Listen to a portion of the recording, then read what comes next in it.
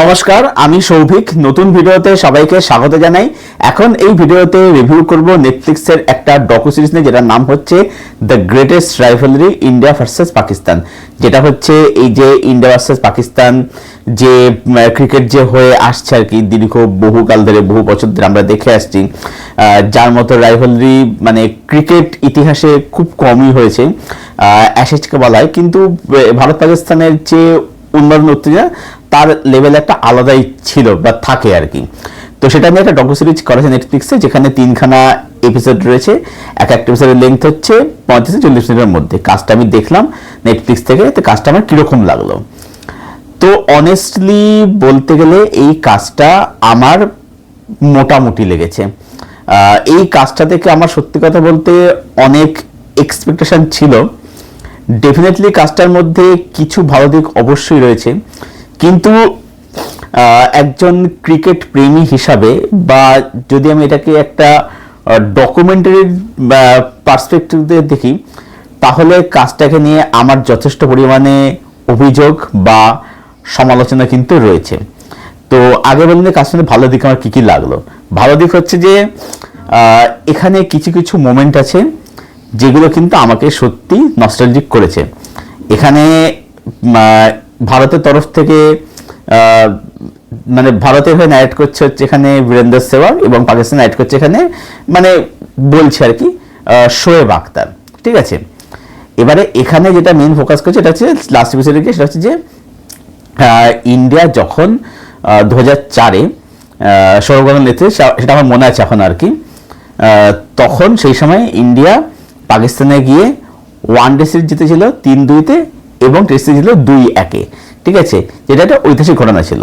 তো সেটার দিকে ফোকাস করছে, বীরেন্দ্র সেহবাগের 300 দিকে ফোকাস করছে। ঠিক আছে, এইগুলো ভালো, ঠিক আছে, সেখানে মোমেন্ট দেখা সব ঠিক আছে সেগুলো। এবার ব্যাপারটা হচ্ছে কি, যখন তুমি একটা কোনো কাজ বানাচ্ছ, কেন আমি এবারে মানে আমার কাজটা মোটামুটি এবারে আমি সমালোচনায় ঢুকে পড়ছি। যখন তুমি একটা কোনো ডকু সিরিজ বানাচ্ছ, একটা কাজ যখন বানাচ্ছ, সবার আগে দেখতে হবে যে আমি কি টপিক চুজ করছি।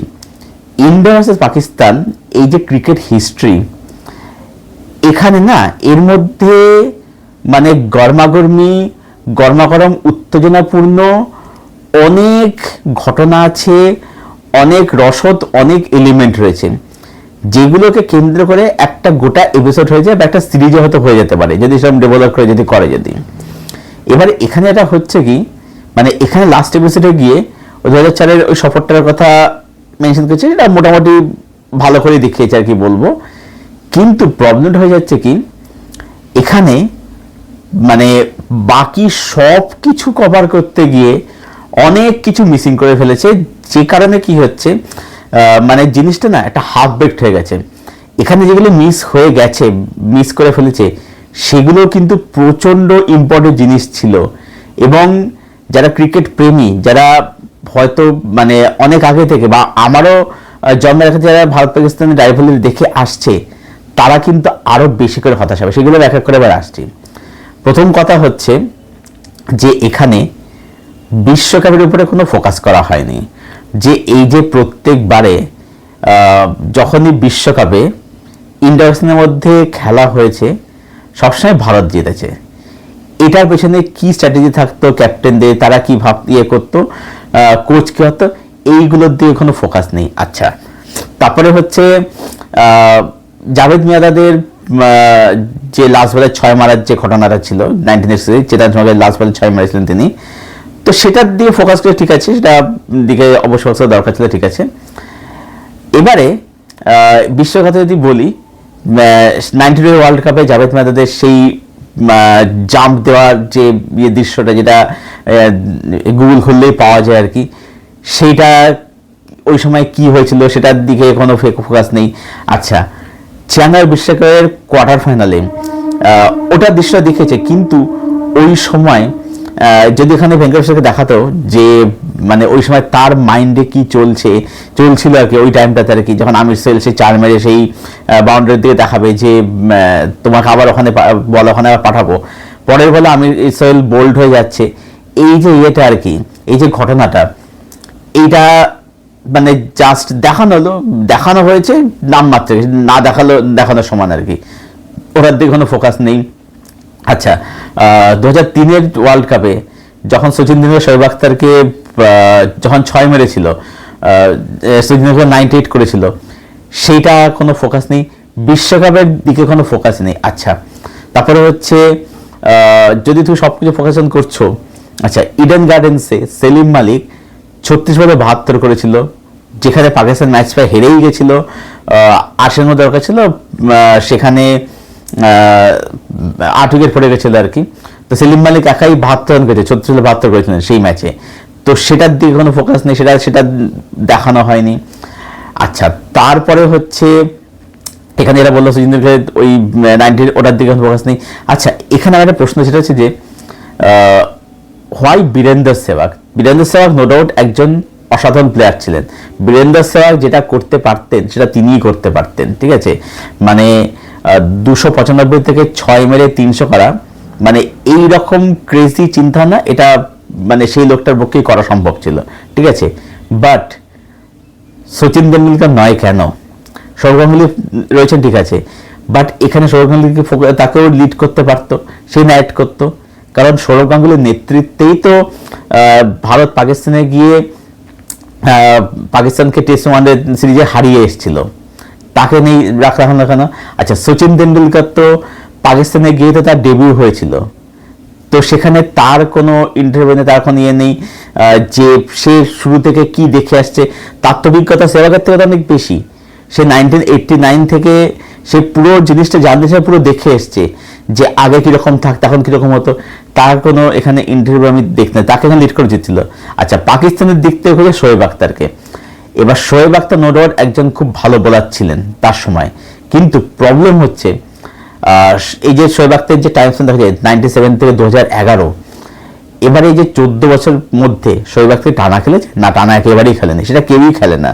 সচিন তেন্ডুলকর তারও কিন্তু মানে টেনিস এলবোর ইনজুরি তিনি কিন্তু ভুগেছেন, কিন্তু তিনি কিন্তু দীর্ঘদিন খেলতে পারেননি, ঠিক আছে। বাট শোয়েব আখতারের কিন্তু এটা কিন্তু ভীষণ কিন্তু আপ ডাউন করেছে। তো সেখানে যখন তুমি ওয়াকার ইউনিসকে দেখাচ্ছ, তখন ওয়াই নট ওয়াসিম আকরাম তাহলে কোথায় গেলেন? কারণ একটা সময় ওয়াসিম এবং ওয়াকার তারা হচ্ছে জুটি ছিল, সেখানে ওয়াসিম আকরাম কেন নেই? আচ্ছা, ইনজামুল হক, ঠিক আছে, তাহলে তুমি যখন ইনজামুল হককে দেখাচ্ছ, তাহলে তুমি কেন পাকিস্তান তরফ থেকে ইনজাম উল হক বা ওয়াসিম আকরাম তুমি এখন লিড করছো না? কেন তুমি সেখানে শোয়েব আখতারকে বসাচ্ছ, তাই না? আজকে ওয়াসিম আকরাম দিচ্ছে শোয়েব আখতার থেকে তো বড় বোলার, শোয়েব আখতার ওয়াসিম আখতার থেকে বড় বোলার তো হয়ে যাচ্ছে না কখনোই, তাই না? তাহলে সেটা কেন হচ্ছে না? আচ্ছা, তারপরে হচ্ছে 96 ওয়ার্ল্ড কাপ কোয়ার্টার ফাইনালে এই যে অজয় জাদেজা আর কুমলে দুজনে মিলে ওয়াকার ইউনিসকে 1 ওভারে 22 রান দিল, যেটা সেই সময় দাঁড়িয়ে কেউ ভাবতে পারতো না। সেটা নেই, সেটা করতে, সেটা তাহলে কোথায় গেল? আচ্ছা, তারপর হচ্ছে শারজা কাপ নেই, ঠিক আছে, সেখানে শারজার সময় কেউ তো সেটা নিয়ে কিছু ফোকাস করেনি। আচ্ছা, T20 ওয়ার্ল্ড কাপ নেই, তার যে হয়ে গেল কি আইপিএলে পাকিস্তানের প্লেয়াররা যখন খেলতে শুরু করলো, ভারত পাকিস্তান একসাথে খেললে কি টিম হতো, সেগুলো ফোকাস করছে। সেখানে ফোকাস না করে এই যে T20 ওয়ার্ল্ড কাপ, এই যে মিসবাউল হক একাই প্রায় ম্যাচটাকে শেষ করে দিয়েছিল, ম্যাচটাকে ইন্ডিয়া হেরেই গেছিল। তো যোগেন্দ্র শর্মাকে যে ইয়ে করা, আচ্ছা এখানে ধোনির কোনো ইয়ে নেই। ধোনিকে যখন পাঠানো হলো, ধোনি তখন নতুন প্লেয়ার, ঠিক আছে, সবাই এসে তার টিমে মাত্র বছর 1.5 মতো খেলেছে সেই প্লেয়ারটা, ভদ্রলোক আর কি। তো ধোনি যখন যাচ্ছে টিম নিয়ে south Africa T20 world cup খেলতে, ধোনির কোনো এখন ইন্টারভিউ নেই যে সেই সময় তার মাইন্ডে কি ছিল, ফাইনালে কেন সে যোগেন্দ্র শর্মাকে বল দিল, এগুলোর দিকে কোনো ফোকাসই নেই, ঠিক আছে, মানে দেখায়নি, ধোনির কোনো ইন্টারভিউ এখানে নেই, ঠিক আছে। আচ্ছা, অনিল কুম্বলের 10 উইকেট, সেটা কার এগেন্সটে ছিল? পাকিস্তান এগেন্সটে হয়েছিল অনিল কুম্বলের 10 উইকেট, যেখানে মানে পাকিস্তান আগের দিন কোনো উইকেট পড়েই না। আমার এখনো মনে আছে, আমার আই থিঙ্ক টার্গেট ছিল যে 400 উইকেট, 420 টার্গেট ছিল পাকিস্তানের উইকেট তখনও পড়েনি। এবং লাস্ট নাম এখনো মনে আছে, সাইদ আনোয়ার আর শাহিদ আফ্রিদি দুজনে ব্যাট করছিল, ওপেনে 100 ওভার পার্টনারশিপ হয়েছিল। তারপরে কুমলে এসে বোলিং করতে, কুমলে সে ঐতিহাসিক 10 উইকেট, সেটাতে কোনো ফোকাসই নেই, দেখায়নি সেই জিনিসটা। এগুলো এরিয়া, এগুলো পুরো বাদ দিয়ে দেওয়া হয়েছে, নেই সেখানে। আচ্ছা, তারপরে হচ্ছে বিরাট কোহলির কোনো ইয়ে নেই, ইন্টারভিউ নেই। বিরাট কোহলি এখন অফ ফর্ম হয়ে গেছে, তার কমিটমেন্ট শুনে অনেক আছে, but he is a very great player, ঠিক আছে? তার কোনো ইন্টারভিউ এখানে ক্লিপিংস কিচ্ছু নেই। বিরাট কোহলির এই যে 183 এশিয়া কাপে করেছিল, আই থিঙ্ক, হ্যাঁ এশিয়া কাপে করেছিল, তো সেইটা দেখানো হলো না কেন? ঐতিহাসিক ইনিংস ছিল বিরাট কোহলির 183, দারুণ ইনিংস খেলেছিল। আচ্ছা, তারপরে হচ্ছে এই যে টি-20 ওয়ার্ল্ড কাপে হবে আর কি, এখন তত মনে থাকে ক্রিকেট এখন তত মনে রাখা সম্ভব নয়। সেখানে বিরাট কোহলি এই যে লাস্টে 8 বলে 28 দরকার ছিল, বিরাট কোহলি পরপর দুটো 6 মেরে 6 বলে 16 সেখানে লাস্টে ম্যাচটা জিতেছিল, ওই যে ইনিংসটা, সেটার দিয়ে কোনো ইয়ে নেই, দেখানো হয়নি, ঠিক আছে? সেটার দিয়ে কোনো ফোকাস নেই। বিরাট কোহলি ওখানে ক্লিনিস কার নেই যে ওই সময় বিরাট কোহলি মাইন্ডে খেয়েছিল, কারণ সেটা একটা খুব মানে হাড্ডাহাড্ডি ম্যাচ ছিল আর কি, 8 বলে খুব নাটকীয় একটা টান একটা ম্যাচ ছিল, সেটার দিয়ে কোনো ফোকাস নেই। তো অনেক কিছু এখানে পুরোপুরি মিসিং হয়ে গেছে, যে কারণে কাজটার থেকে আমার যে এক্সপেকটেশন ছিল সেটা আমি কোথাও গেলাম। আর সত্যি কথা বলতে মানে এখানে না, যখন সেবাগ যখন মানে ন্যারেট করছে, মানে ওখানে ওই যখন সেবাগ ন্যারেট করছে, সিনেম্যাটিক এলিমেন্ট দরকার ছিল না, কারণ ইন্ডিয়া পাকিস্তান এই যে রাইভালরি, এটা এমনি একটা সিনেম্যাটিক এলিমেন্ট, এখানে সিনেম্যাটিক এলিমেন্ট রাখার কোনো দরকারই ছিল না। তো এই সমস্ত কারণে আমার কাজটা একটা অ্যাভারেজ ডকুমেন্টারি বলে আমার মনে হয়েছে আর কি। আমি অনেস্ট ওপিনিয়ন বললাম, কারণ আমার কাজটা থেকে অনেক বেশি এক্সপিরিয়েন্স ছিল। মানে যখন তুমি সব কিছু দেখাচ্ছ তখন তুমি এগুলো দেখাও, আর তুমি এপিসোডের টাইম স্প্যান বাড়াও, বা এপিসোড ছোটো রাখলেও লেন্থ ছোটো রাখলে এপিসোডগুলো তাহলে বাড়াও তাহলে, বা তুমি একটা এপিসোড করলে শুধু বিশ্বকাপ নিয়ে, একটা করলে আনলিমিটেড দর্শকের এবং অন্যান্য সিরিজটি নিয়ে, একটা করলে 2004-এর যে এটা নিয়ে আর কি। অনেক কিছু গুরুত্বপূর্ণ অনেক কিছু এখানে মিসিং হয়ে গেছে, যে কারণেই এই কাজটা আমি জানি না মানে কার ভালো লাগবে কি লাগবে না, কারণ এটা একটা সাবজেক্টিভ ব্যাপার।